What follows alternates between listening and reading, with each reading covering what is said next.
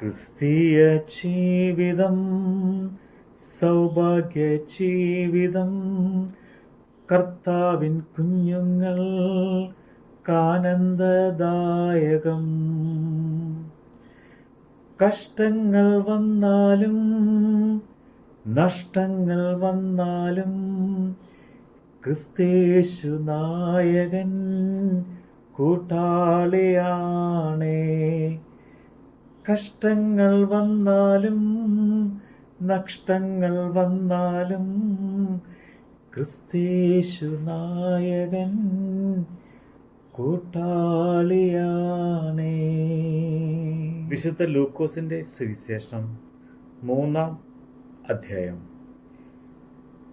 Tiberius കൈസരുടെ വാഴ്ചയുടെ 15-ാം ആണ്ടിൽ പൊന്തിയോസ് പീലാത്തോസ് യഹൂദ്യ നാട് വാഴുമ്പോൾ, ഹെരോദാവ് ഗലീലയിലും അവൻ്റെ സഹോദരനായ ഫിലിപ്പോസ് ഇഥൂര്യ ത്രൊക്കാനീത്തി ദേശത്തും ലുസാനിയാസ് അബിലേനായിലും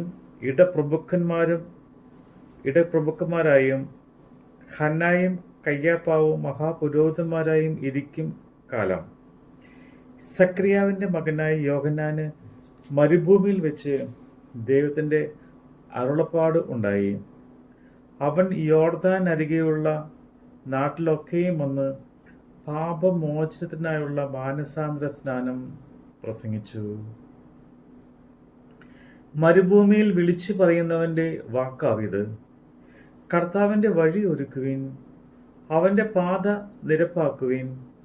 എല്ലാ താഴ്വരയും തികന്നു വരും, എല്ലാ മലയും കുന്നും താഴും, വളഞ്ഞത് ചൊവ്വായും ദുർഘടമായത് നിരന്ന വഴിയായും തീരും. സകല ജഡവും ദൈവത്തിൻ്റെ രക്ഷ കാണും എന്നിങ്ങനെ യെശയ്യാ പ്രവാചകന്റെ പുസ്തകത്തിൽ എഴുതിയിരിക്കുന്നത് പോലെ തന്നെ അവനാൽ സ്നാനമേൽക്കുവാൻ വന്ന പുരുഷാരത്തോട് അവൻ പറഞ്ഞത്: സർപ്പസന്തതികളെ, വരുവാനുള്ള കോപത്തെ ഒഴിഞ്ഞ് ഓടിപ്പോകുവിൻ. നിങ്ങൾക്ക് ഉപദേശിച്ചു തന്നത് ആര്?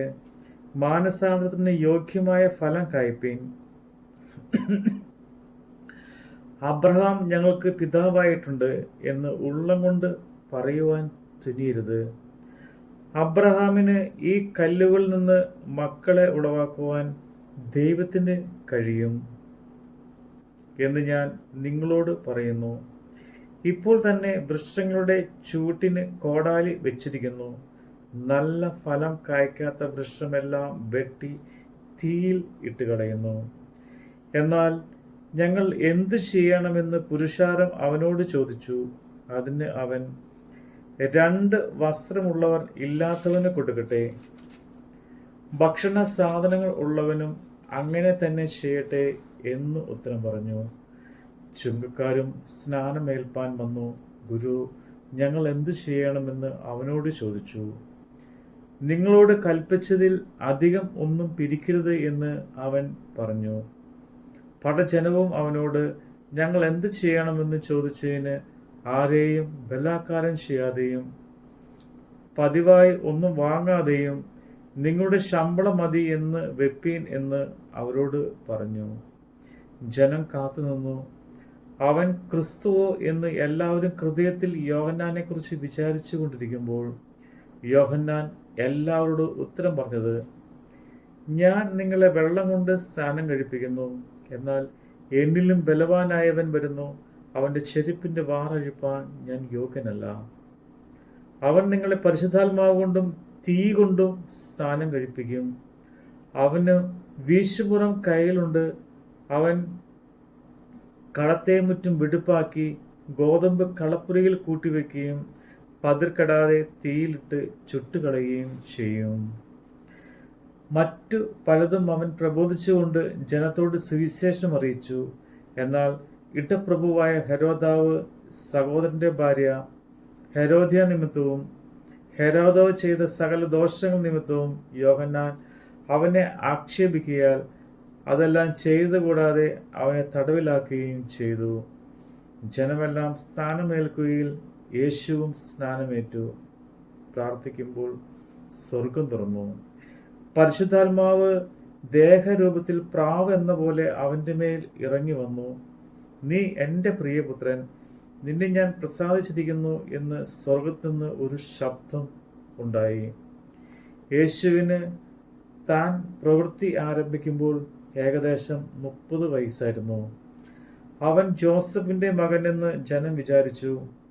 ജോസഫ് ഹേലിയുടെ മകൻ, ഹേലി മത്താത്തിന്റെ മകൻ, മത്താത്ത് ലേവിയുടെ മകൻ, ലേവി മെൽക്കിയുടെ മകൻ, മെൽക്കി യന്നായിയുടെ മകൻ, യന്നായി ജോസഫിന്റെ മകൻ, ജോസഫ് മത്യാസിന്റെ മകൻ, മത്തത്യാസ് ആമോസിന്റെ മകൻ, ആമോസ് നാഹൂമിന്റെ മകൻ, നാഹൂം എസ്സിയുടെ മകൻ, എസ്ലി നഖായിയുടെ മകൻ, നഖായി മയ്യാത്തിന്റെ മകൻ, മയ്യാത്ത് മത്തത്യോസിന്റെ മകൻ, മത്തത്യോസ് ഷെമിയുടെ മകൻ, ഷെമയി ജോസഫിന്റെ മകൻ, ജോസഫ് യോധയുടെ മകൻ, യോധ യോഹന്നാന്റെ മകൻ, യോഹന്നാൻ രേസയുടെ മകൻ, രേസ സൊരബാബിന്റെ മകൻ, സൊരബാബേൽ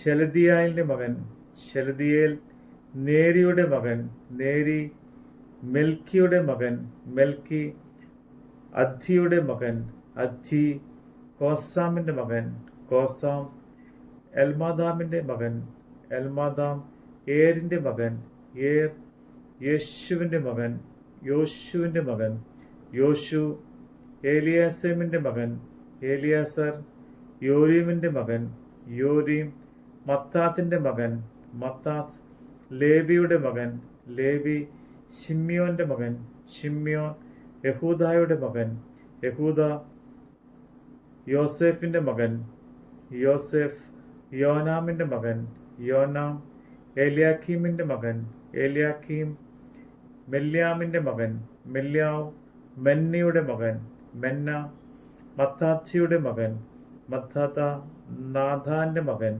നാഥാൻ ദാവീദിന്റെ മകൻ, ദാവീദ് ഈസായുടെ മകൻ, ഈശായി ഓബേദിബിന്റെ മകൻ, ഓബേദ് ബോവാസിന്റെ മകൻ, ബോവാസ് സൽമോന്റെ മകൻ, സൽമോൻ നഹോഷോമിന്റെ മകൻ, നഹോഷോം അമിനാദാബിന്റെ മകൻ, അമിനാദാബ് ആരാമിന്റെ മകൻ, ആരാം യസ്രോമിന്റെ മകൻ, യസ്രോം പാരസിന്റെ മകൻ, പാരസ് യഹൂദയുടെ മകൻ, യഹൂദ യാക്കോബിന്റെ മകൻ, യാക്കോബ് ഇസ്ഹാക്കിന്റെ മകൻ, ഇസ്ഹാക്ക് അബ്രഹാമിന്റെ മകൻ, അബ്രഹാം തേരഹിന്റെ മകൻ, തേരഹ് നാഹോമിന്റെ മകൻ, നാഹോർ സേരൂഗിന്റെ മകൻ, സേരൂഗ്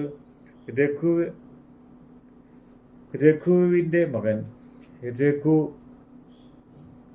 ഫാലേഗിന്റെ മകൻ, ഫാലെക് എബ്രേമിന്റെ മകൻ, എബർ ഷാലാമിന്റെ മകൻ, ഷാലാം കൈനാമിന്റെ മകൻ, കൈനാൻ അർഫക്സാദിന്റെ മകൻ, അർഫക്സാദ് ഷേമിന്റെ മകൻ, ഷേം നോഹയുടെ മകൻ, നോഹ ലാമേക്കിന്റെ മകൻ, ലാമേക്ക് മെതുശലയുടെ മകൻ, മെതുശല ഹാനോക്കിന്റെ മകൻ, ഹാനോക്ക് യാരേദിന്റെ മകൻ, യാരേദ് മലല്യാവിന്റെ മകൻ, മലല്യേലിന്റെ മകൻ, മലല്യേൽ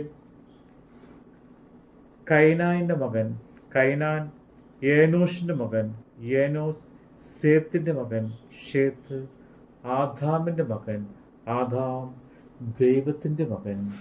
നമ്മുടെ കർത്താവിൻ്റെ വചനമാണ് നമ്മൾ കേട്ടത്. ലോകത്തിൻ താങ്ങുകൾ നീങ്ങിപ്പോയിടുമ്പോ ലോകക്കാരെല്ലാരും കൈവേടിഞ്ഞിടുമ്പോൾ സ്വന്ത സഹോദര തള്ളിക്കളയുമ്പോ യൗസേപ്പിൻ ദൈവമൻ കൂട്ടാളിയാണേ. സ്വന്ത സഹോദര തള്ളിക്കളയുമ്പോ യൗസേപ്പിൻ ദൈവമൻ കൂട്ടാളിയാണേ. ക്രിസ്തീയ ജീവിതം സൗഭാഗ്യ ജീവിതം. കർത്താവിൻ കുഞ്ഞുങ്ങൾ കാനന്ദദായകം.